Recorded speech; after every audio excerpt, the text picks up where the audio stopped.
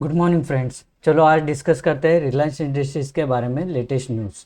और before I starts मैं ये बताना चाहता हूँ कि ये जो है वो एजुकेशन पर्पस के लिए ये कौन सा भी बाय और सेल का या फिर होल्ड का कॉल नहीं है। I am not expert in that matter. So just मैं न्यूज़ शेयर करता हूँ, जो मैं समझा हूँ वो आपसे शेयर करना चाहता हूँ, बस इतना ही। तो चालू करते हैं। जो रिलायंस के बारे में नया न्यूज़ है, रिलायंस इंडस्ट्रीज़ के बारे में 48 अगस्त को ये 48th एजीएम होगा 29 अगस्त को वीडियो कॉन्फ्रेंस के द्वारा।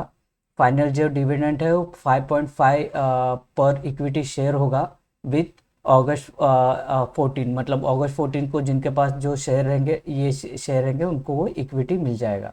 Reliance reported 78% year on year increase on consolidated net profit, जो मतलब 26,000, मतलब ऑलमोस्ट 27,000 करोड़ है फॉर Q1 2026 के लिए। तो ये अच्छा खासा प्रॉफिट है।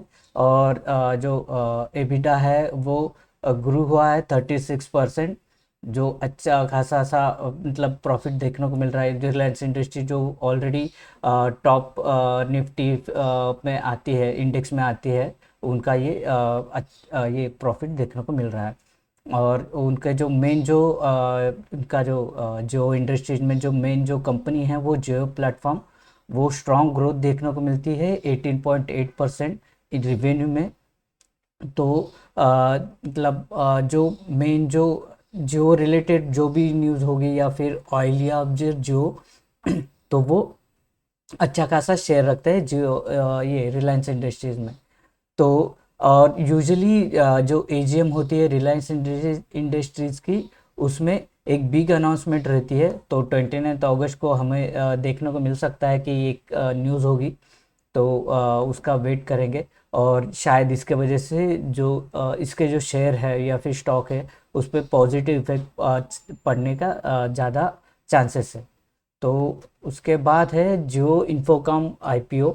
और ये बहुत दिनों से ये बात चल रही है कि जियो का सेपरेट आईपीओ ये लॉन्च करेंगे टेलीकॉम यूनिट का। तो न्यूज़ है कि 50,000 करोड़ के आसपास 5% स्टेक शेयर करके, अगर हम एग्जैक्ट देखेंगे तो 52,200 करोड़ का ये आईपीओ लॉन्च होगा। अ, इस साल तो नहीं होगा, जो उन्होंने ऑलरेडी डिक्लेयर किया है, पर ये ऑफिशियल नहीं है, लेकिन ये नेक्स्ट ईयर हो सकता है। और ये अगर होता है नेक्स्ट ईयर भी होता है, क्योंकि ऑफिशियल नहीं बोला है कि कब होगा।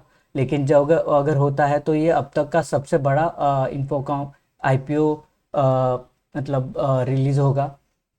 और आ, लेकिन जब आईपीओ रिलीज़ होगा उससे पहले हमको देखने मिल सकता है कि यहाँ पे जियो के प्राइजेस जो प्लान है उसमें थोड़ा हाइक देखने को मिल सकता है। क्योंकि अल्टीमेटली अगर हाइक होता है तो ज़्यादा प्रॉफिट, ज़्यादा ये मतलब फ़ायदा होगा जियो को।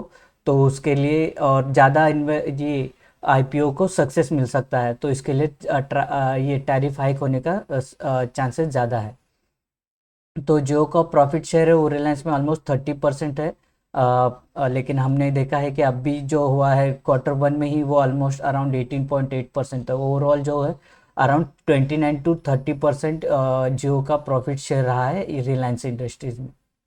और रिसेंट जो न्यूज़ आई थी ट्रम्प के वजह से जो टैरिफ हुआ है, पर्टिकुलरली पेनल्टी है जो ऑयल रिलेटेड है, उसके वजह से 3% डॉलर बैरल के बढ़ जाएंगे।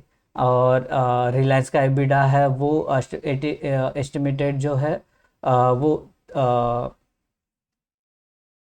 3% बढ़ सकता है। और diversifying export market and supply chain reduce dependence on. तो उन लोग ट्राई कर रहे हैं कि जो यूएस रिलेटेड जो उनका जो ट्रेड रूट है उसको उन लोग ये क्या बोलते हैं, ये इम्पैक्ट कम करने के लिए अल्टरनेट अप्रोच देख रहे हैं। और अगर ये थोड़ा ये पेनल्टीज़ के बारे में और थोड़ा डिस्कशन चालू रह सकता है, लेकिन अगर ये फेल होता है तो ये जो ऑलरेडी जो रिलायंस मतलब हमने देखा है जो उनका जो स्टॉक है उस पर डाउनसाइड ऑलरेडी जो डाउनसाइड में चल रहा है, उस पर अफेक्ट होने के ज़्यादा चांसेस है, क्योंकि ये पेनल्टी मतलब थोड़ी नहीं है तो ज़्यादा है, तो उसके वजह से ये इफ़ेक्ट पड़ सकता है। और एक न्यूज़ है कि जो बीच में एक न्यूज़ आई थी KGDC गैस ब्लॉक डिस्प्यूट, लेकिन ये इसको हम लोग इग्नोर कर सकते हैं, क्योंकि ऑलरेडी ये कोर्ट में चल रहा है, और ये ऐसा हो सकता है कि उनको जो फाइन है या पेनल्टी है वो ना देना पड़े, लेकिन देखते हैं कि क्या होता है। और अगर हम चार्ट देखें रिलायंस का, तो ये ऑलरेडी एक सपोर्ट लेवल पे है। अ, मतलब लास्ट मंथ में ये अच्छा खासा गिरा था, लेकिन यहाँ पे लगता है कि प्राइस करेक्शन हो गया है, और एक लेवल पे है, जोन में है। यहाँ से अगर इसका इफेक्ट शेयर हो मतलब इन्वेस्टर्स ने और शेयर होल्डर्स ने अगर ये पेनल्टी को अगर नज़रअंदाज किया, तो यहाँ से वो फिर से अपसाइड दिख सकता है। लेकिन कौन सा भी इन्वेस्ट करने से पहले, बाई करने से पहले एक बार थोड़ा वेट करने का एक्सपर्ट सजेशंस देते हैं कि यहाँ पे थोड़ा स्मॉल करेक्शन आ जाए। ऑलरेडी यहाँ पे देखा है यह इस लेवल पे है 1390 पे, और यहाँ से अगर इम्पैक्ट पड़ता है पेनल्टी का या फिर ओवरऑल ये टैरिफ के वजह से जो सेंटिमेंट में निगेटिव सेंटिमेंट्स है मार्केट में, तो यहाँ से ये डायरेक्ट ये जोन तक जा सकता है 1322 13129099 से 1322। ये यहाँ पे एक दूसरा एक सपोर्ट जोन है। यहाँ पे as of now current level पे प्राइस करेक्शन हो चुका है, लेकिन इट सीम्स कि टाइम करेक्शन नहीं है। और यहाँ पे शायद अगर यहाँ पे टाइम करेक्शन नहीं होता, तो नेक्स्ट लेवल है जो बाय के लिए है या फिर सपोर्ट लेवल है, वो है 1322 लेवल के लिए। तो देखते हैं कि रिलायंस में आगे क्या होता है, कैसे न्यूज़ आती है, और एजीएम रिलेटेड और कुछ खबरें पता चलती है कि नहीं। तब तक के लिए थैंक यू।